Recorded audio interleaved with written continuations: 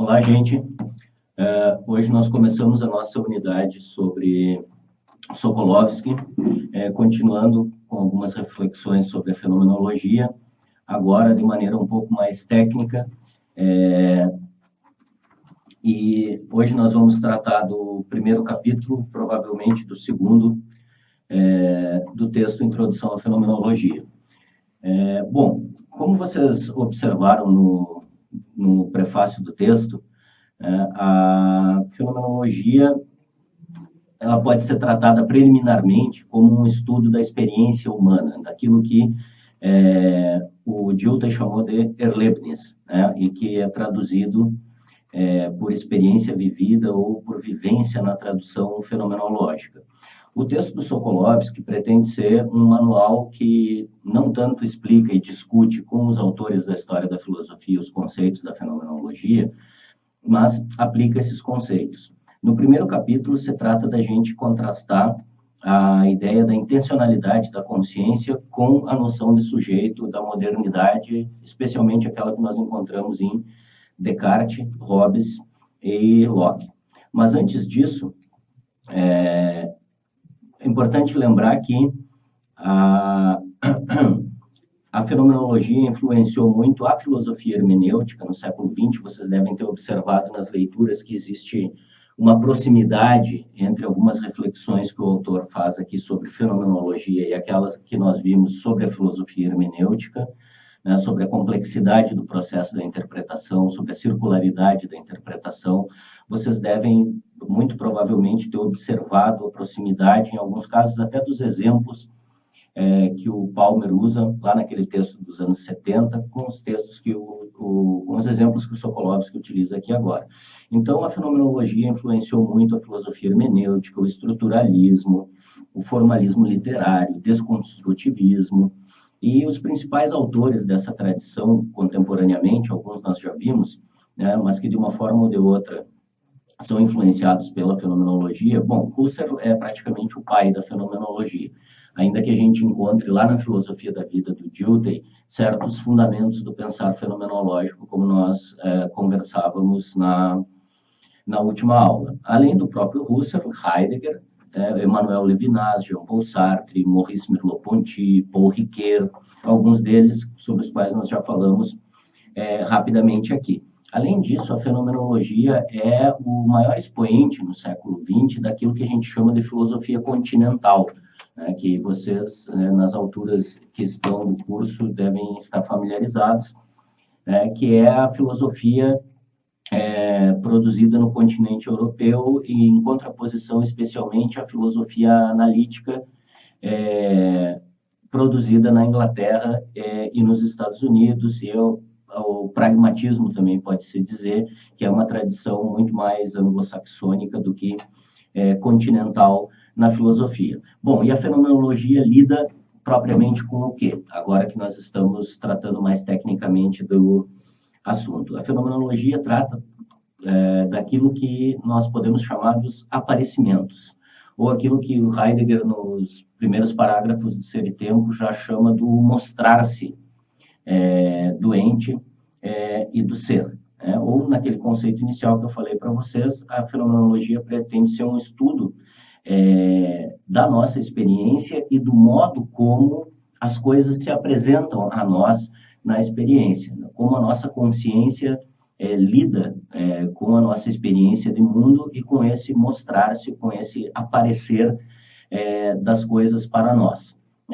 Imediatamente a gente já pode vincular aí a ideia da intencionalidade da consciência, né, que o autor no primeiro capítulo vai desenvolver contra o predicamento egocêntrico cartesiano, a ideia segundo a qual a nossa consciência ela é sempre constitutivo da nossa consciência o dirigir-se a objetos. Então, pensar o sujeito em termos cartesianamente tão abstratos, né, o sujeito, a consciência, a estrutura da subjetividade, como algo desconectado e independente do mundo, é uma espécie de esquizofrenia da razão moderna, né? Muito bem, isso vai ser desenvolvido ao longo do primeiro capítulo. Antes disso, é importante lembrar, como nos faz lembrar o Sokolovsky que esse problema dos aparecimentos ou do mostrar-se dos entes para nós é um problema conhecido já da filosofia antiga. A discussão entre Platão e os sofistas já tem a ver com essa questão, né, do mostrar-se do mundo para nós e do lugar da verdade nesse mostrar-se. Né? E o Platão dá uma primeira resposta organizada ao relativismo dos sofistas, né, que colocavam... Então, a expressão é essa mesmo, né, que relativizavam a possibilidade da verdade em nome, pelo menos essa é a versão mais popular e simplificada que nós temos do trabalho dos sofistas, em nome de um discurso que pudesse produzir uma influência e uma adesão pura e simples, independentemente da verdade. Ou pelo menos essa é a crítica dos filósofos. Né? Os Protágoras, né, pregava um tipo de relativismo, dizendo que o homem é a medida de todas as coisas, né? Então é como se nós não tivéssemos a possibilidade de instituir ou identificar a verdade para além das nossas próprias opiniões. E a filosofia, desde o seu surgimento, ela se volta justamente contra esse império da opinião e esse relativismo da opinião. A filosofia pretende ser uma busca de um conhecimento que se sustente com base na própria razão. A gente pode pensar no Heráclito, filósofo pré-socrático, que dizia que o logos é comum a todos. Né? E a gente, sem forçar muito a interpretação, a gente pode pensar nisso em termos de uma afirmação sobre a possibilidade da verdade. Né? Se nós somos seres racionais, ou entre aspas, seres que têm a possibilidade do logos como sua característica essencial, então a verdade, ela é algo que nós podemos buscar pelo uso livre da razão. Mais ou menos a afirmação que nós encontramos lá no, se não me engano, no capítulo 2 ou 3 do Palmer, quando ele discute as verdades bíblicas reveladas e a interpretação iluminista da Bíblia, que afirma que os ensinamentos das Sagradas Escrituras são ensinamentos aos quais nós poderíamos chegar pelo bom uso da razão, né, sem a necessidade de um argumento de autoridade para justificar esses conhecimentos, porque eles possuem uma racionalidade, uma plausibilidade que nós podemos reconhecer como seres racionais que somos. Bom, essas discussões, portanto, não são novidade na filosofia, e a fenomenologia é, sim, um método que pretende fazer uma abordagem um tanto quanto nova desse problema do mostrar-se do ente, do aparecer dos entes, e a relação entre ser e ente. Especificamente, Heidegger faz esse trabalho. Muito bem. Hoje, mais do que nunca, parece que nós vivemos novamente uma crise da verdade. Né? E o Sokolovsky, num livro que tem alguns anos, já diz que a nossa época realmente está vivendo a necessidade de uma refundação do interesse e do compromisso pela verdade. Né? E que a fenomenologia pretende dar uma resposta diferente daquela que os filósofos pós-modernos dão para esse problema costumeiramente. Não é incomum nós, em termos pós-modernos, pensarmos na dissolução, no fim da verdade, né, na dissolução das referências ou da possibilidade de fundamentação do conhecimento verdadeiro, e é como se nós vivêssemos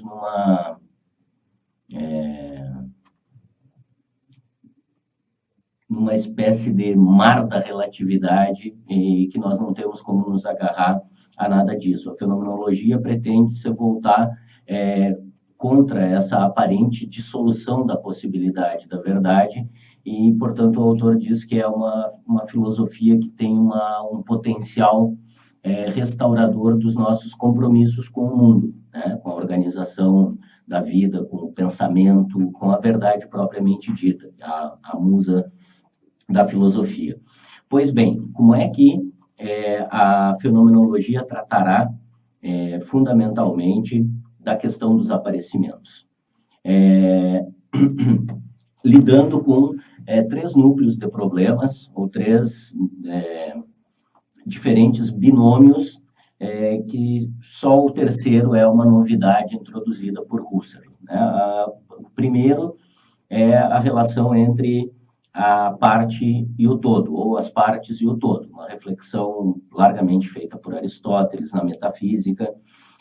Depois a questão da identidade e da multiplicidade, e finalmente a novidade do pensamento fenomenológico em Husserl, a questão da presença e da ausência. Então, esses três binômios, a relação entre partes e todos, entre multiplicidade e unidade, entre presença e ausência, serão os pilares da análise fenomenológica dos aparecimentos ou do mostrar-se, e as teses principais da concepção clássica da fenomenologia sobre esses três itens são as seguintes. Em primeiro lugar, nós só podemos compreender as partes contra um fundo de totalidades apropriadas. Nós chegamos a discutir um pouco isso na webconferência. Quem já assistiu a webconferência sabe do que eu estou falando. Em segundo lugar, as multiplicidades, elas vão aportar as identidades, né? A multiplicidade, ela é constitutiva da identidade, ela não... a identidade não pode ser reduzida à multiplicidade dos fenômenos, à multiplicidade dos aparecimentos, do mostrar-se, né? Porque aí nós cairíamos num relativismo inescapável, portanto, a multiplicidade não se confunde com a identidade, mas ela aporta a identidade. Em terceiro lugar, a novidade husserliana, as ausências, elas fazem sentido, desculpem, se elas forem jogadas contra as presenças que podem ser alcançadas por meio delas.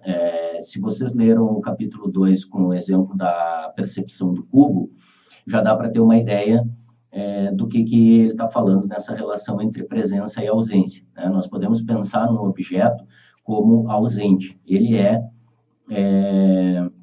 um objeto intencionado pela nossa consciência, né? E um sentido mais completo daí vai derivar do confronto entre as presenças e as ausências.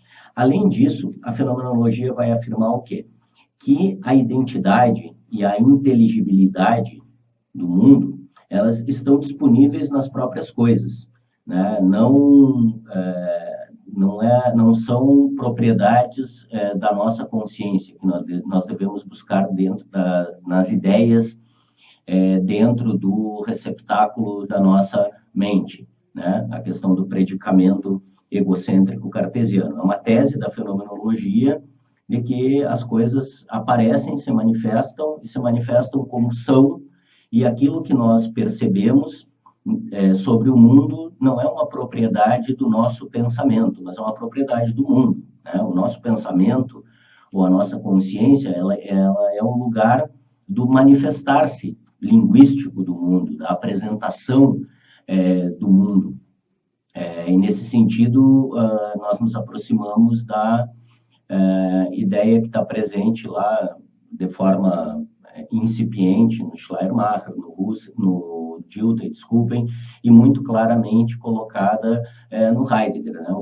O privilégio ontológico do ser humano é a compreensão de ser. Nós temos compreensão dessa realidade complexa em que nós vivemos, e isso não diz sobre as propriedades do nosso pensamento ou dos conceitos que nós formulamos dentro da nossa mente. Isso diz sobre o mundo como ele é, efetivamente.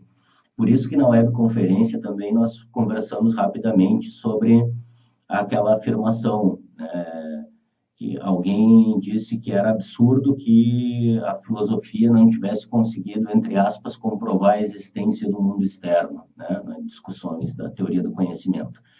E aí a filosofia contemporânea diz que absurdo não é que a gente não tenha conseguido provar a existência do mundo externo. O absurdo é ainda se ocupar com uma tentativa como essa, né? Porque isso é uma evidência. É claro que nós estamos falando em termos de teoria do conhecimento, né? Ninguém vai sair tentando atravessar paredes por duvidar da existência do mundo externo, mas é absurdo que a filosofia ainda veja isso como um empecilho ou como um problema a ser resolvido nas questões especificamente de teoria do conhecimento. Então, a fenomenologia parte do pressuposto de que as coisas aparecem, se manifestam para nós e são como aparecem e como se manifestam. Mesmo as possibilidades, como o exemplo do gelo e do vidro, se não me engano, do capítulo 2, mesmo a possibilidade do engano sobre a realidade, ou do encobrimento da verdade, para voltar à terminologia do Ser e Tempo, elas são fundadas na realidade do mundo, né? E isso é uma tese fundamental da fenomenologia, por isso que faz sentido a afirmação do autor de que a filosofia fenomenológica pretende restaurar a realidade contra um certo relativismo, um certo ceticismo que campeiam em volta da filosofia e que estão presentes, inclusive, nas concepções pós-modernas, diríamos assim, de filosofia. Muito bem. Pessoal, especificamente sobre o conceito de intencionalidade. A intencionalidade, ela é característica de toda a nossa vivência. É a expressão, é o conceito mais fortemente associado à fenomenologia. E a doutrina central da intencionalidade é aquela que diz que todo e qualquer ato da nossa consciência, cada experiência que nós temos, ela é intencional. Isso quer dizer o quê? É dirigida a objetos. Para cada ato de consciência, há um objeto intencionado, seja